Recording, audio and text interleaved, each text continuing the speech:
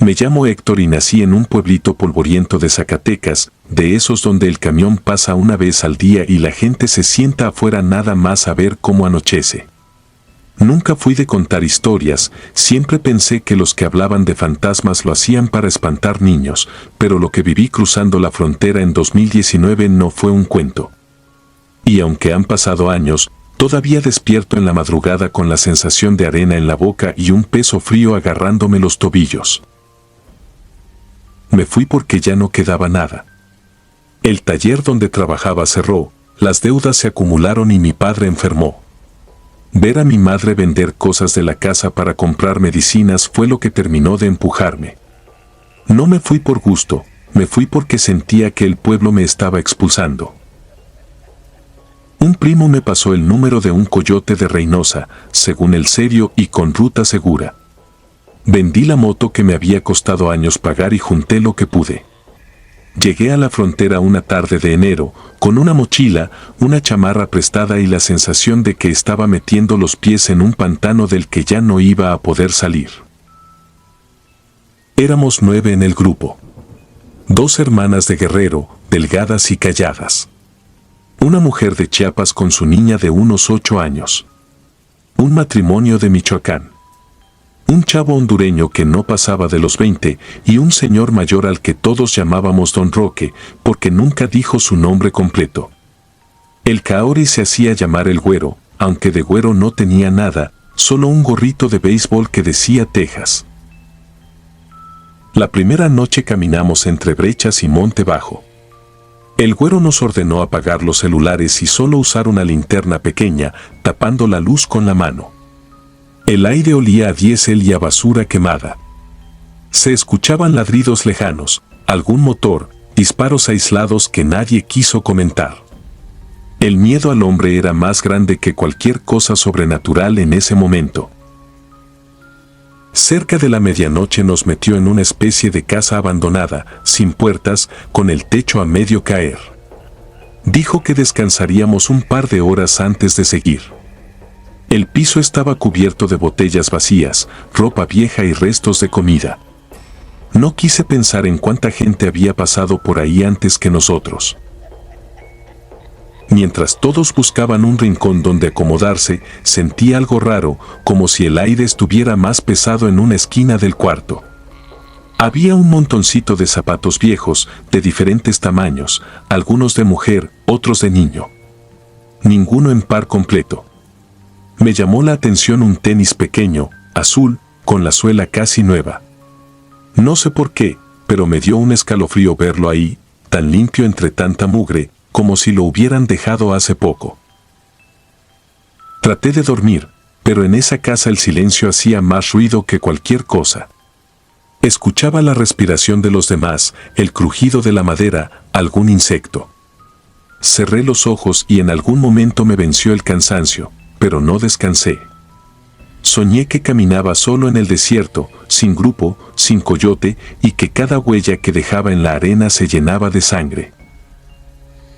Desperté sobresaltado cuando escuché un murmullo. Abrí los ojos y vi que casi todos seguían dormidos. La niña de Chiapas estaba sentada, con la mirada clavada en la pared, como si estuviera escuchando algo que yo no podía oír. Me acerqué despacio y le pregunté si estaba bien.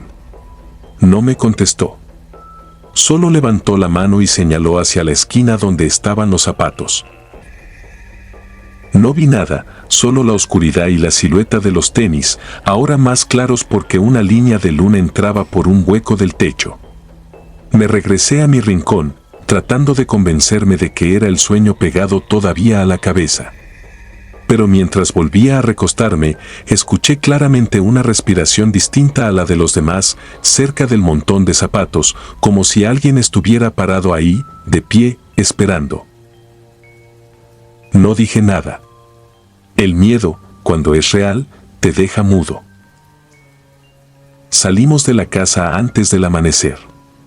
Hacía frío, de ese que cala en los huesos. El güero dijo que esa noche cruzaríamos la línea. Teníamos que llegar a un punto donde, según él, la vigilancia estaba distraída. Caminamos horas entre matorrales, serpenteando por caminos de tierra. el paisaje empezó a cambiar. La hierba se hizo más baja, el suelo más arenoso. El desierto se iba abriendo frente a nosotros.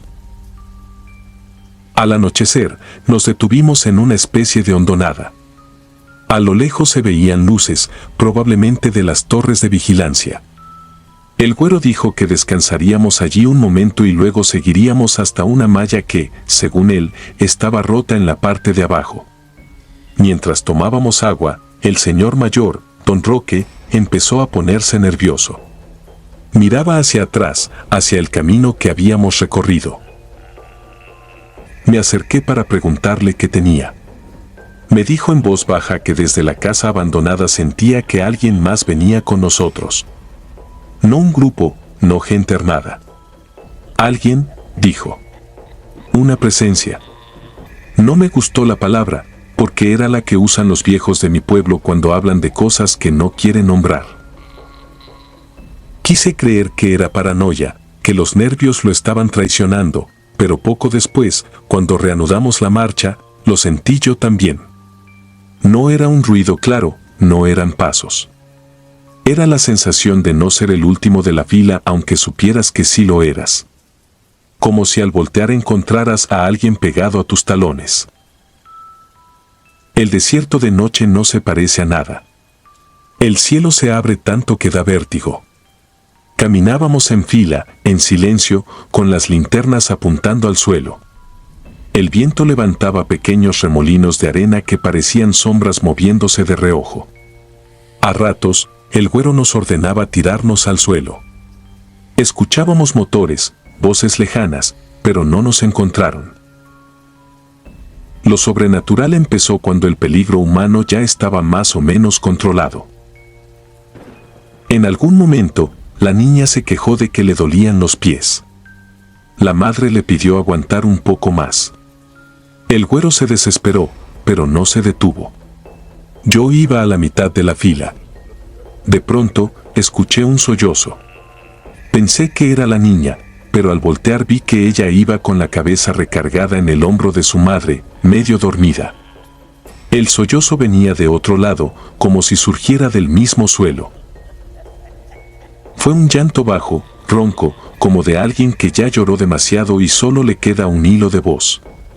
Nadie decía nada, pero se notaba que todos lo escuchaban porque el paso se volvió más torpe, más rápido, como si quisiéramos huir sin admitirlo. El llanto empezó a mezclarse con otros sonidos. Suspiros, palabras que no se entendían, que parecían estar justo detrás de nosotros. El hondureño volteaba a cada rato. Las hermanas se apretaban del brazo.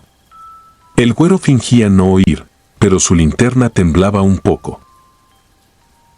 Fue don Roque el que se detuvo primero. Dijo que alguien lo estaba llamando por su nombre desde atrás. Nadie se atrevió a preguntarle qué o quién. Solo el viento respondió, pero el llanto seguía. En el desierto no hay río, pero hay otra cosa. Hay la memoria de los que se quedan. Dicen que el desierto traga cuerpos y los guarda en silencio. Aquella noche entendí que el silencio no siempre es ausencia, a veces es todo lo contrario. Seguimos caminando, pero al cabo de un rato el güero se dio cuenta de que faltaba uno. El hondureño ya no estaba. Nadie supo decir en qué momento se había separado del grupo. En el desierto no hay esquinas, no hay edificios para esconderse. Que alguien desaparezca a unos metros de ti sin que te des cuenta no tiene sentido, pero pasó. Quisimos regresar unos pasos, alumbrar el camino. El güero se puso histérico. Dijo que no, que era peor, que nos podían detectar.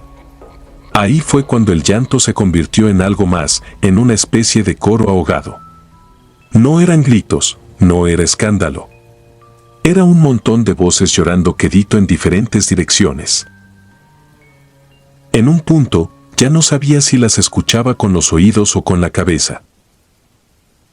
La niña empezó a repetir una frase, como si la estuviera escuchando: nos quedamos aquí, nos quedamos aquí.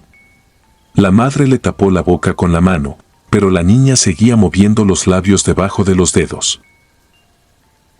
Yo me atrevía a voltear de vez en cuando. No veía nada claro, solo manchas oscuras, pero había momentos en que juraría que a un par de metros de nosotros caminaba otra fila, paralela, sombras marchando en silencio, a nuestro mismo paso. Nunca se acercaban del todo, pero tampoco se alejaban. En una de esas miradas rápidas, vi algo que todavía me hiela la sangre cuando lo recuerdo. Entre las sombras, reconocí un tenis azul, pequeño, moviéndose como si alguien lo llevara puesto. El mismo tenis que había visto en la casa abandonada. El mismo brillo de su suela casi nueva. Llegamos a una reja oxidada que el güero levantó lo suficiente para que pasáramos uno por uno arrastrándonos. Del otro lado, la tierra ya era del norte. El coyote nos apuró. Dijo que lo peor había pasado. Que si nos separábamos, buscáramos un árbol específico donde nos recogerían. Su voz sonaba hueca, como si ni él mismo se creyera sus instrucciones. Mientras cruzábamos, el coro de lamentos pareció acercarse de golpe. Sentí un frío que me subió desde los pies hasta la nuca. Por instinto, miré hacia atrás una última vez. En la línea que marcaban nuestras huellas en la arena vi varias figuras de pie, alineadas, mirándonos. No tenían rasgos claros. Solo manchas más oscuras que la noche, cuerpos delgados, algunos de la estatura de un niño, otros encorvados. No se movían, no nos seguían. Solo estaban ahí, como si vigilaran ese punto exacto donde tantos se han quedado. Entre ellas, distinguí a un hombre mayor, con la silueta parecida a Don Roque. A su lado, alguien con el cuerpo delgado del hondureño. Quise pensar que era mi mente jugando con el miedo. Pero entonces, uno de los bultos pequeños se giró apenas y vi el destello del tenis azul. Parpadeé y todo se deshizo en la oscuridad. No perdimos a nadie más esa noche. Llegamos al árbol, nos repartieron en camionetas diferentes y cada quien siguió su camino. A Don Roque lo vi en un albergue unos días después. Estaba sentado solo, mirando a la nada. Me acerqué para saludarlo, pero cuando dije su nombre, me corrigió. No se llamaba como nos había dicho. Nos había dado un nombre falso por miedo, pero aseguró que en el desierto alguien lo llamó por el suyo, el verdadero, uno que nadie ahí conocía. Nunca volvimos a saber del hondureño. Ahora vivo en un sótano en Estados Unidos, trabajando en lo que salga. Mando dinero a casa, pago deudas, compro medicinas. Algunos días casi logro convencerme de que todo fue producto del cansancio, de la deshidratación, de la paranoia. Pero hay noches en las que me despierto con la boca seca, sintiendo arena entre los dientes. Esas noches escucho, muy bajito, un llanto que parece venir de la pared, del piso, de las suelas de mis zapatos. Un llanto que no termina nunca. A veces creo que las voces me están pidiendo algo. Que no las olvide. Que no deje de hablar de ellos. De los que no llegaron. Cuando cierro los ojos, lo último que veo antes de que el sueño me venza es una fila de sombras caminando junto a otra fila de gente viva. Y allá, entre ellas, un destello azul moviéndose al ritmo del desierto.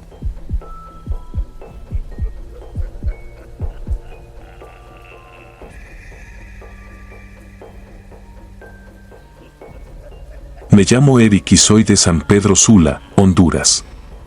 Nunca fui de esos que andan contando historias para espantar a la gente. Uno allá tiene suficientes problemas como para andar pensando en fantasmas. Pero hay cosas que no se le olvidan al cuerpo, aunque uno quiera.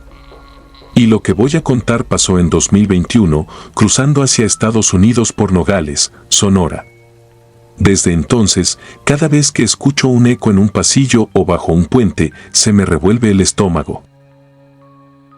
Yo ya había intentado cruzar una vez por el desierto y fracasé.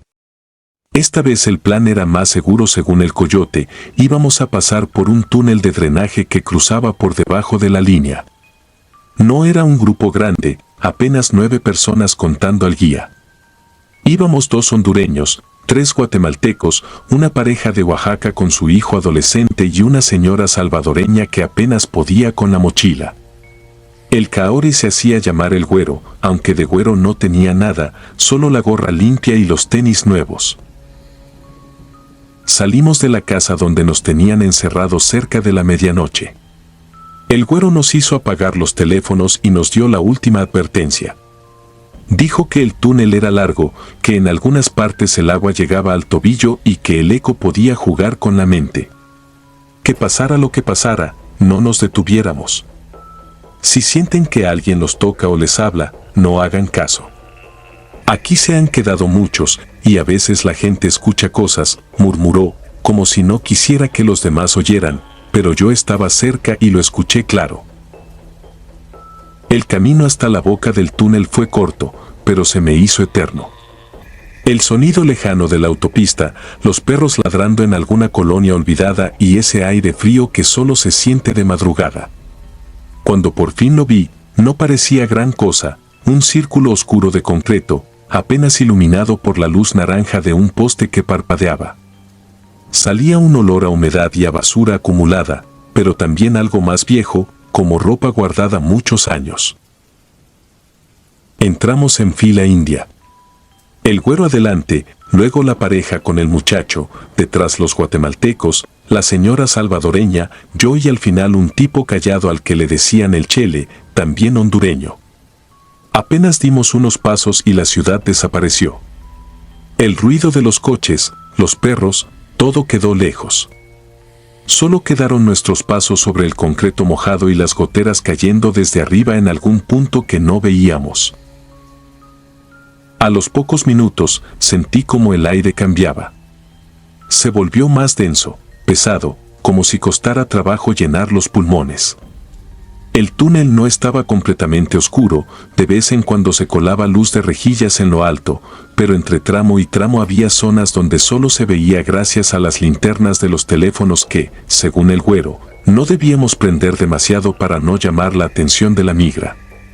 El agua nos chapoteaba a los pies y el eco agrandaba cada sonido hasta volverlo extraño. Al principio pensé que eran mis nervios, pero no tardé en notar que algo no encajaba. Éramos 9. 9 pasos, 9 respiraciones, 9 sombras. Pero el eco no repetía 9. Había un ritmo más, un paso extra. Un chapoteo débil, como el de alguien que camina descalzo, siguiéndonos a cierta distancia. Pensé que tal vez el agua estaba cayendo de alguna grieta y estaba desacompasando el sonido. Preferí no decir nada. Después de un rato, el camino se estrechó. Tuvimos que caminar pegados a la pared porque el agua en el centro subía más. Ahí fue cuando lo escuché por primera vez.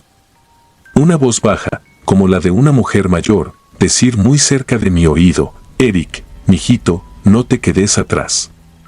Sentí el frío subirme por la espalda. Era la voz de mi madre. Me detuve en seco y giré, pero detrás de mí solo estaba el chele, con la mirada clavada al frente, los labios apretados. No había nadie más.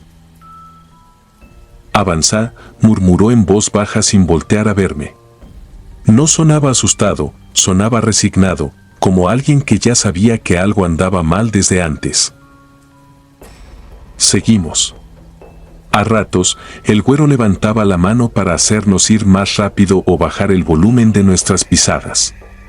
El túnel no era recto, tenía curvas suaves, y eso hacía que nunca viéramos más de unos cuantos metros adelante. Cada curva parecía prometer una salida que no llegaba. En una de esas vueltas, escuché un pequeño tropiezo y luego un chorro de maldiciones. Uno de los guatemaltecos había resbalado y caído al agua.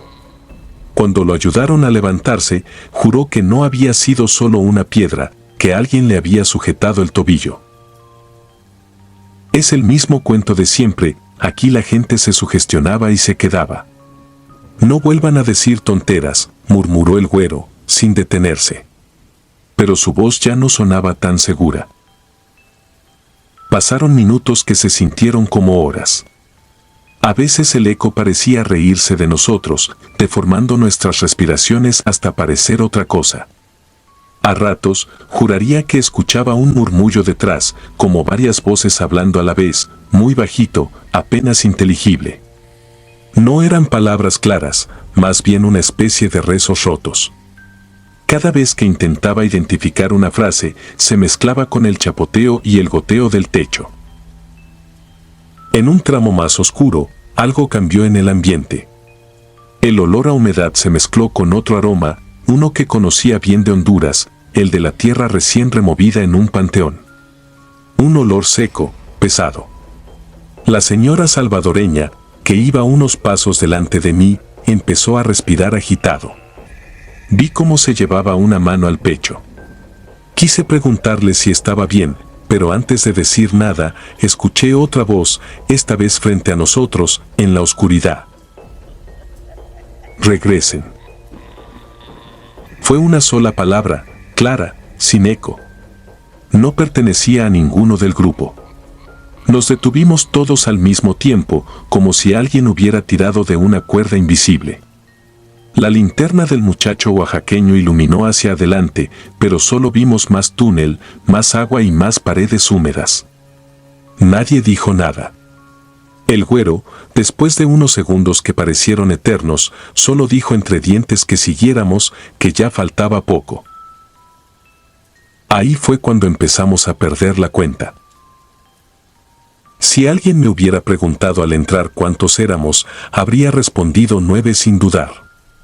Pero en ese tramo, de repente, sentí que algo no cuadraba. Miraba las espaldas frente a mí y contaba. 1, 2, 3, 4, 5, 6, 7, 8. Volteaba hacia atrás para ver a El Chele y tranquilizarme, pero había momentos en que no lo veía. Escuchaba sus pasos, eso sí, justito detrás de mí, pero al girar no encontraba su silueta. Solo oscuridad que la linterna no alcanzaba a arrancar del todo. Parpadeaba y de pronto lo veía de nuevo, como si siempre hubiera estado ahí.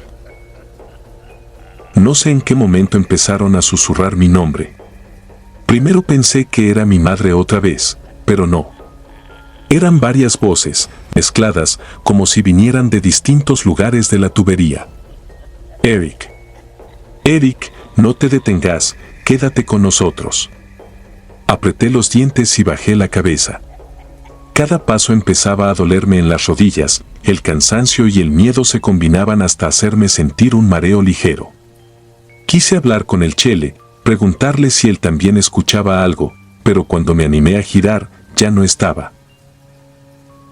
Me detuve en seco. Miré hacia atrás. Nadie. El último era yo. Sentí un hueco en el estómago que nada tiene que ver con el hambre. Quise gritar el nombre de El Chele, pero la voz se me atoró. Delante, el grupo seguía avanzando, ajeno. Di 2 pasos hacia atrás, como si pudiera buscarlo en esa oscuridad, y en ese momento algo frío me sujetó la muñeca. No era mano de vivo. Era un agarre firme, pero flácido, como el de alguien que no tiene fuerza, solo peso. No vi nada. Solo sentí la piel erizarse entera. Instintivamente jalé mi brazo con todas mis fuerzas y corrí hacia adelante, esquivando al grupo, metiendo los pies en el agua sin cuidado. El güero gritó que qué me pasaba, que no hiciera ruido, pero yo solo podía pensar en salir, en ver la luz de nuevo.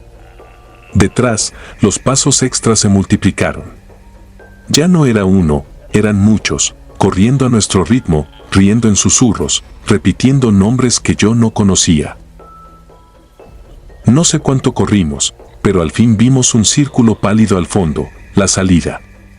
El aire cambió de golpe, volvió a oler a polvo seco y autopista. Salimos uno por uno, jadeando, con la ropa pegada al cuerpo. Afuera, la noche seguía, pero parecía otro mundo. El güero nos hizo pegarnos a una barda y contar rápido. Entonces nos dimos cuenta. Éramos 8. Faltaba uno de los guatemaltecos, el más joven. Nadie lo había visto caer ni detenerse. nadie escuchó un grito. Solo, de algún punto del túnel, llegó un último eco, muy débil, como si se desperezara, una risita corta, ahogada. El güero apretó la mandíbula y dijo que no podíamos regresar, que en esos túneles el que se queda, se queda. Que él ya había visto eso antes. Nadie durmió esa noche, escondidos en un terreno baldío del otro lado. Cada tanto, alguno juraba escuchar pasos sobre la grava, siempre uno de más, siempre un ritmo que no coincidía con el nuestro. Al amanecer, el güero nos confesó que por ese mismo túnel habían cruzado grupos que nunca llegaron completos. Que la gente hablaba de los que se quedan, sombras de migrantes que murieron ahí ahogados, perdidos, asfixiados, y que ahora no soportan ver a nadie salir. Crucé. Llegué al otro lado. Hoy trabajo limpiando bodegas y haciendo lo que salga, pero cada vez que paso por debajo de un puente o por un pasillo largo y húmedo, cuento pasos, aunque vaya solo. Cuento respiraciones. Cuento sombras. Y nunca me da 9. Siempre escucho una de más, allá atrás, siguiéndome de cerca, esperando que un día me detenga para quedarme con ellos, en ese túnel que, aunque ya lo crucé, parece no haber terminado nunca. Suscribirte y darle like ayuda mucho a este canal. Si ya has escuchado mi contenido antes, te ha gustado y estás disfrutando lo que escuchas en este sector, te agradeceré que presiones el botón de suscribirse. Sin más interrupciones, continuamos.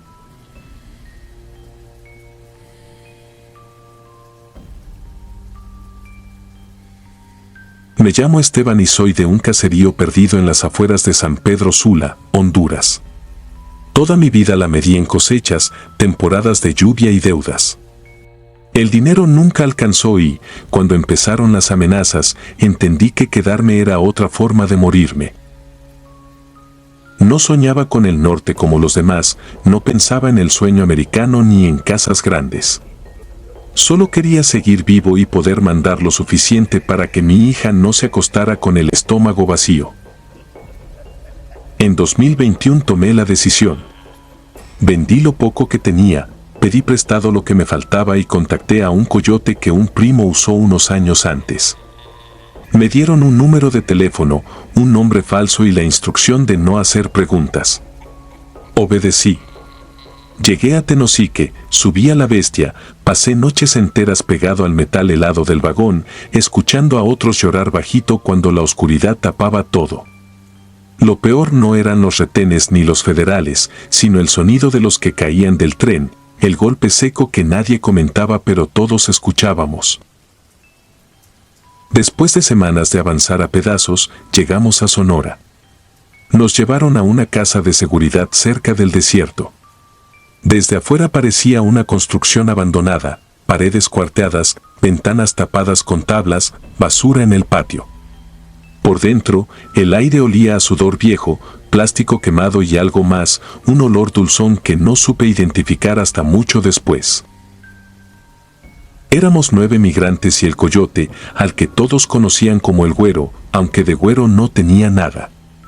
Había una pareja de salvadoreños, 2 hermanos guatemaltecos, una señora nicaragüense de más de 50, un muchacho casi niño, de Oaxaca, que viajaba solo, y un hombre callado, robusto, con una cicatriz en el cuello, que nadie sabía bien de dónde era. Yo trataba de no encariñarme con nadie, pero al final, compartir miedo crea lazos raros. Esa noche, en la casa, casi nadie durmió. El suelo estaba frío y el techo parecía más bajo de lo normal, como si pesara sobre nosotros. Desde donde me tocó acostarme podía ver una puerta al fondo del pasillo, cerrada con candado. No tenía sentido, porque la casa ya estaba rodeada de pared y no parecía haber nada detrás. Sin embargo, de vez en cuando se escuchaba un leve golpeteo, como si algo rascara del otro lado. El güero decía que eran ratas. Todos fingíamos creerle. A medianoche, mientras intentaba dormirme, escuché pasos en el pasillo. Podían ser de cualquiera, pero había algo raro en ese caminar. No era firme ni decidido, era arrastrado, pesado, como si quien caminaba estuviera descalzo y cansado. Pensé que era el hombre de la cicatriz o la señora que iba al baño improvisado en el patio. No quise voltear. Allí, uno aprende rápido a no meterse en nada.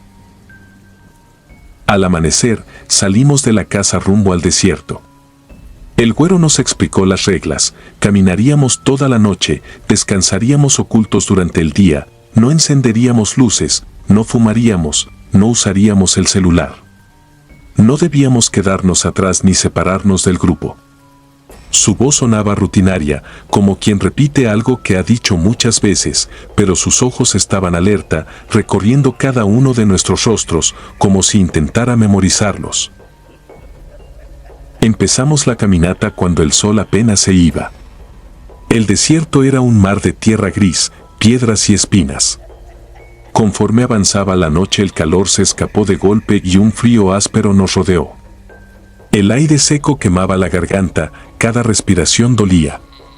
Solo se escuchaba el roce de nuestros pasos, el jadeo de los cansados y, de vez en cuando, el murmullo apagado de alguna oración. Las primeras horas fueron solo agotamiento. Luego vino el miedo. No sé exactamente en qué momento me di cuenta, pero en algún punto del camino noté que los pasos que escuchaba no coincidían con el ritmo del grupo. Había un compás diferente, unos pasos más lentos, desfasados, que sonaban por detrás. Volteaba y solo veía la fila de sombras que éramos nosotros, siluetas recortadas contra la oscuridad. No había nadie más. Pensé que era mi cabeza. El cansancio hace cosas raras con la mente. Seguí caminando, mirando fijamente la mochila de la persona frente a mí, como si eso fuera lo único real. Sin embargo, cada vez que el grupo se detenía a tomar agua, esos otros pasos tardaban unos segundos más en cesar, como si quien viniera atrás no alcanzara a detenerse a tiempo. En el primer descanso largo, nos agachamos detrás de unas formaciones de piedra. El güero revisó el horizonte con unos binoculares pequeños. Nadie hablaba. El silencio del desierto no es como el de un cuarto. Allá, cualquier sonido se siente invasivo. Todos guardábamos las palabras como si pudieran delatarnos. Fue en ese silencio cuando lo escuché claro, un susurro detrás de mí, llamándome por mi nombre. Esteban. No era un grito, ni una voz fantasmal de película. Era un murmullo cansado, como el de alguien que lleva rato caminando y ya no tiene aire. Volteé rápido. El último de la fila era el muchacho de Oaxaca, con la gorra rota y la mirada clavada en el suelo. Nadie más. Tragué saliva. No dije nada. ¿Quién en ese grupo podía saber mi nombre completo si yo casi no había hablado? Seguimos avanzando. A medianoche, el muchacho tropezó y cayó. Cuando lo ayudamos a levantarse, vi que en la arena, junto a sus huellas y las nuestras, había otras marcas. Eran huellas de pies descalzos, con los dedos bien marcados. Eran más pequeñas que las mías, más anchas que las del muchacho. El güero las vio también. Se le tensó la mandíbula. Volteó hacia la oscuridad de donde veníamos, no dijo palabra y ordenó que aceleráramos el paso. Nadie se queda atrás, fue lo único que murmuró. A partir de ahí todo se volvió más pesado. El aire parecía más frío, los sonidos más nítidos. Los pasos extras se hicieron constantes, como si un pequeño grupo caminara pegado a nosotros, pero invisible. A veces se escuchaba una tos ahogada, un quejido corto, una respiración distinta a la nuestra. Mirábamos una y otra vez hacia atrás y siempre encontrábamos lo mismo, nada, solo nuestro propio rastro. Fue la señora nicaragüense la que rompió el silencio. Rezaba en voz muy baja, una oración que no reconocí. Sus palabras se mezclaban con el viento y los pasos. De repente se detuvo, miró hacia donde terminaba la fila y sus ojos se abrieron como si viera a alguien. No gritó. No hizo escándalo. Solo se agarró el pecho con fuerza, como quien siente un frío que le entra directo al corazón. El güero se acercó rápido, le dijo que siguiera caminando, que no se fijara en nada que no fuera sus pies. Pero la señora no quitaba la vista de un punto detrás de nosotros. «Van con nosotros», murmuró. «Se quedaron aquí, pero siguen caminando». Nadie quiso preguntarle a quién se refería. A partir de ese momento, el miedo dejó de ser individual. Se volvió algo compartido, espeso, que nos rodeaba a todos. En el siguiente descanso, escondidos en una hondonada, tuve que alejarme unos metros para orinar. El hambre, la sed y el cansancio me tenían temblando. Estaba de espaldas al grupo cuando escuché claramente a alguien acercarse detrás de mí. Los pasos eran suaves, arrastrados. Antes de voltear, sentí un soplo frío en la nuca, un aire helado que no tenía sentido en ese desierto seco. Me giré de golpe. No vi a nadie. Sin embargo, en la arena, a menos de 1 metro de mí, había 2 hileras de huellas nuevas. Terminaban justo donde yo estaba. Entre las marcas de pies descalzos se notaba algo más ligero, como si alguien hubiera arrastrado una tela o una prenda larga. Sentí que las piernas no me respondían. Cuando logré moverme, regresé al grupo sin decir una sola palabra. El muchacho de Oaxaca no tuvo la misma suerte. Cerca del amanecer, mientras el cielo empezaba a aclarar apenas, escuchamos un ruido seco, un cuerpo cayendo. Nos detuvimos. El güero regresó sobre sus pasos y lo encontró tirado, con la cara pálida y los ojos abiertos. Respiraba, pero estaba rígido, murmurando algo que nadie entendía. Lo cargamos entre varios hasta un lugar donde pudiéramos esconderlo entre unas rocas. Lo alcanzó el susto, dijo la señora, con la voz quebrada. Yo miré la arena junto a él. Mezcladas con nuestras huellas, otra vez estaban esas marcas desnudas, desordenadas, que se amontonaban alrededor de su cuerpo, como si varias personas hubieran estado de pie muy cerca de él. El güero también las vio. No intentó explicar nada. Solo dijo que teníamos que dejar al muchacho ahí, que si nos quedábamos más tiempo todos íbamos a morir. Continuamos sin él. Los pasos detrás nunca dejaron de sonar. Llegamos a una carretera al mediodía. Un pickup nos recogió y nos llevó a otra casa en el lado estadounidense. Ahí, el aire olía diferente, pero el peso en el pecho seguía igual. Esa noche, cuando cerré los ojos sobre el colchón sucio que me tocó, escuché de nuevo mi nombre, susurrado desde un rincón oscuro del cuarto. No había desierto, no había arena, no había estrellas. Aún así, el sonido era el mismo. Días después, el güero nos dejó en manos de otra gente y desapareció, listo para guiar a otro grupo. Mientras esperaba el traslado, un paisano me mostró su celular. En una nota local, hablaban de un cuerpo encontrado deshidratado en el desierto, un joven migrante no identificado. La imagen era borrosa, pero reconocía a alguien tendido sobre la arena, rodeado de huellas desordenadas. El texto mencionaba una cosa más: los agentes habían contado más rastros de pasos de los que correspondían al grupo. Dicen que el desierto guarda todo. Los huesos, el agua que se evapora, las promesas rotas. Yo creo que también guarda a los que no llegaron, obligándolos a seguir una y otra vez la misma ruta que los mató. A veces, cuando camino por las calles de este país extraño donde ahora sobrevivo, escucho detrás de mí unos pasos arrastrados, cansados, que se detienen apenas yo me detengo. Volteo y no hay nadie, pero sé que no camino solo. Los que se quedaron allá siguen viniendo atrás, esperando que alguien, algún día, los saque por fin del desierto donde murieron caminando. Y tengo la certeza de que, el día que me canse lo suficiente o que mi suerte se acabe, esos pasos van a dejar de seguirme. Porque, entonces, por fin habré vuelto con ellos. Si disfrutas de los relatos, te invitamos a apoyarnos con un like y un comentario, ya que eso nos ayuda muchísimo. Además, si aún no estás suscrito o suscrita, te animamos a formar parte de la comunidad del terror. Muchas gracias por escucharnos y por tu apoyo.